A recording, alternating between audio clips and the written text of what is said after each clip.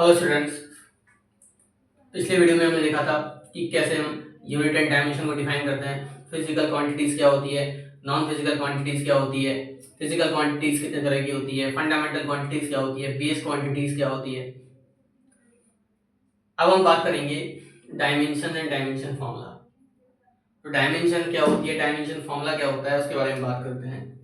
तो इसकी पहले डेफिनेशन लिख लो। Dimension are the process which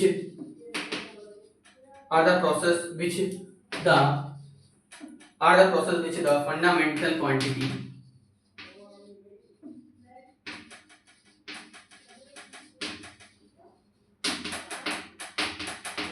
fundamental quantities are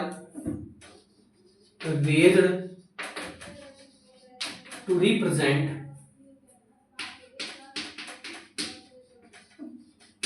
physical quantity।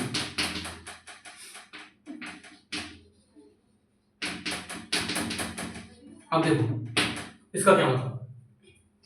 Dimension क्या होता है, डायमेंशन फॉर्मूले के अंदर हम क्या करते हैं, किसी भी फंडामेंटल क्वांटिटी को हम फंडामेंटल क्वांटिटी की फॉर्मेट में बताते हैं। तो ये क्या होता है, ये कहलाती है हमारे पास में डायमेंशंस और डायमेंशन फॉर्मूला। आपको भी फिजिकल क्वांटिटी होती है, उसको कैसे रिप्रेजेंट करते हैं, उसको रिप्रेजेंट करते हैं m की पावर a, l की पावर b और t की पावर c से। मतलब आप किसी फिजिकल क्वांटिटी को m यानी मास, l यानी लेंथ और t यानी टाइम, तो उसके ऊपर पावर a b c लगा के आप क्या करते हो, रिप्रेजेंट करते हो। तो ये होती है किसी भी फिजिकल क्वांटिटी की डायमेंशन। इसको आप m की पावर a, l की पावर b और t की पावर c से रिप्रेजेंट करते हो। ठीक है, अब कैसे इसको समझते हैं, देखो जैसे मैं आपसे कहूं कि मैं बात करता हूं डिस्टेंस की या बात करता हूं डिस्प्लेसमेंट की।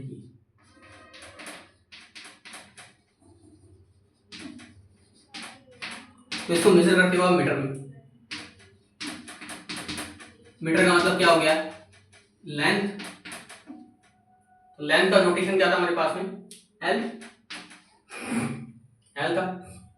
तो इसकी डायमेंशन कैसे लिखोगे, अब देखो लेंथ में ना तो मास आया तो m लिख दो, लेकिन मास नहीं है तो उसकी पावर कितनी लगा दोगे, 0। फिर बात करोगे लेंथ की, तो लेंथ यहाँ पे कितना है, 1 है, तो b की वैल्यू कितनी होगी, 1।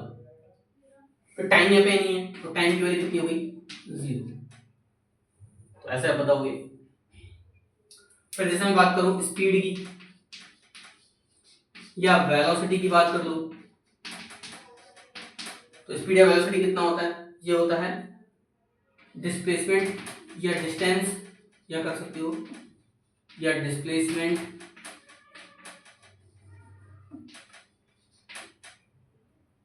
Upon time. अब डिस्प्लेसमेंट या डिस्टेंस कितनी होती है, ये होती है लेंथ और ये होता है टाइम। ठीक है, लेंथ को मेजर करते हैं हम मीटर में और टाइम को सेकंड में, यानी मीटर पर सेकंड। अब इसको कैसे लिखोगे, देखो यहाँ पे मास है, क्या मास नहीं है तो m की पावर कितनी होगी, 0।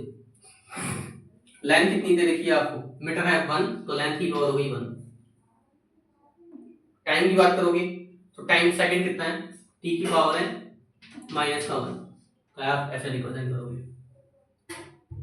ठीक है, तो देखो डिस्टेंस है मीटर में आती है तो लेंथ हो गई, तो मास और टाइम तो 0 हो गया और लेंथ हो गई 1, तो L1 हो गया।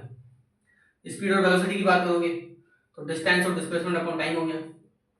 डिस्टेंस डिस्प्लेसमेंट हो गई लेंथ और टाइम हो गया सेकंड। तो यहाँ मास नहीं था तो m0, लेंथ है L1 और टाइम है t-1। हम बात करते हैं आगे और फिजिकल क्वांटिटी। तो देखो आगे मैं बताऊं, जैसे मान के चलो आपके पास एक्सेलरेशन है। एक्सेलरेशन क्या होता है, चेंज इन वेलोसिटी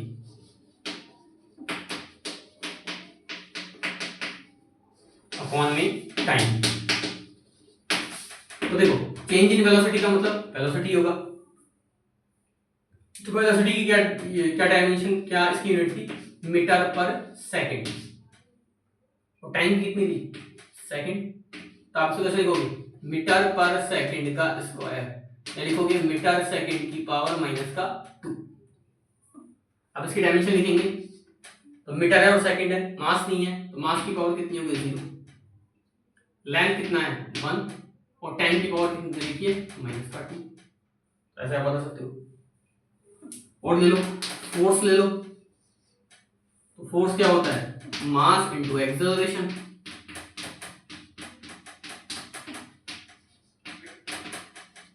तो मास क्या होता है केजी में, और एक्सेलरेशन की तो आप देख ही रहे हो, मीटर पर सेकंड की पावर माइनस का 2। आप इसकी डायमेंशन लिखो, तो केजी कितना है, 1, तो मास कितना हो गया, 1, लेंथ भी कितना है, 1, और टाइम की पावर दे रखी है माइनस का 2। तो ऐसे आप बता सकते हो, तो एक्सेलरेशन और फोर्स बता सकते हो। उसके अलावा जैसे मोमेंटम हो गया,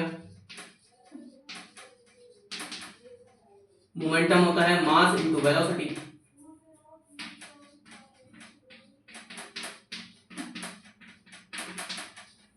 तो देखो मास है केजी में और वेलोसिटी है मीटर पर सेकंड में, तो इसकी लिखो, मास की पावर है 1, लेंथ है 1, और टी की पावर कितनी दे रखी है, माइनस का 1।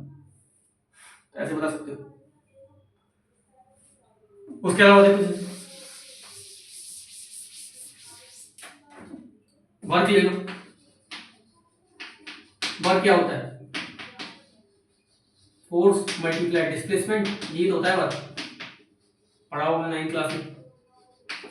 तो फोर्स एफ और एस कर लो इसको, और फोर्स की क्या लिखी थी हमने, केजी मीटर सेकंड की पावर माइनस का 2, ये लिखी थी, केजी मीटर पर सेकंड की पावर माइनस का 2, और 1 सेकंड है यानी मीटर और आ जाएगा, मतलब एक डिस्प्लेसमेंट है तो उसका मीटर लिख दो। अब देखो इसको लिखो, केजी मीटर की पावर 2 और एस की पावर यानी सेकंड की पावर माइनस का 2। तो इसकी डायमेंशन कैसे लिखोगे, मास कितना दे रखा है, केजी की पावर 1, इसलिए 1 आ गया, लेंथ कितना दे रखा है 2, और टाइम कितना दे रखा है माइनस का 2, तो ऐसे वर्क आ जाएगा। ठीक है। और जैसे इसके अलावा मैं बात करूं एनर्जी की, तो एनर्जी भी वही होती है जो वर्क होता है, capacity of doing work energy कहलाती है, तो एनर्जी बेस लिख देना।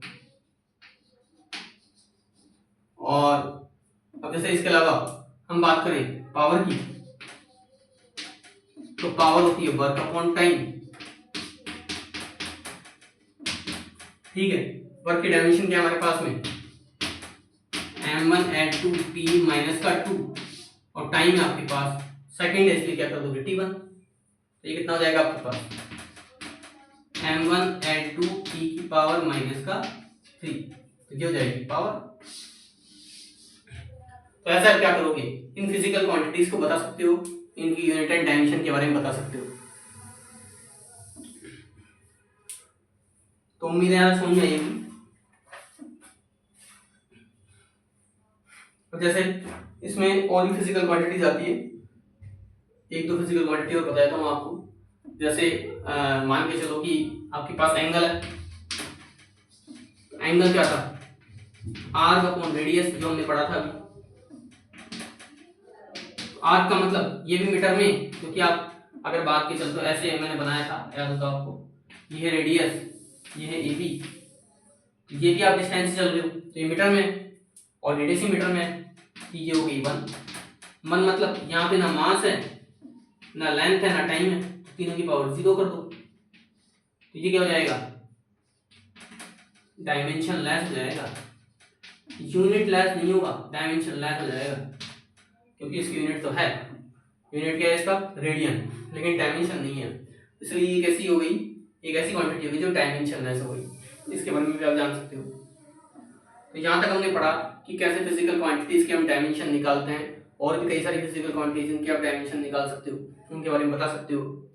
ये सारा का चैप्टर जो है वो इसी से बेस है कि कैसे आप, और इसके क्वेश्चन आते हैं जेई में, नीट में डायरेक्टली पूछता है कि कोई फिजिकल क्वांटिटी उसकी डायमेंशन आप बताओ, अगर आपको आता होगा फॉर्मूला तो आप बता दोगे, नहीं आएगा तो आप अटक जाओगे। इसलिए इनकी प्रैक्टिस करें ज़्यादा ज़्यादा, क्योंकि ये आपको बार बार बार बार आपके पास आएंगे, 11th में भी आएंगे और 12th में भी आएंगे। तो उम्मीद है ये समझ में आया होगा। तो इसी तरह से आगे अगले वीडियो में हम देखेंगे इसके आगे जो टॉपिक्स आएंगे उसके बारे में। तो आपको अगर कंटेंट पसंद आ रहा है तो आप चैनल को लाइक शेयर सब्सक्राइब करें, ताकि हमें और मोटिवेशन मिले, मैं ऐसे वीडियोस और डालूँ अच्छी क्वालिटी के और कंटेंट को इम्प्रूवमेंट करके। Thank you.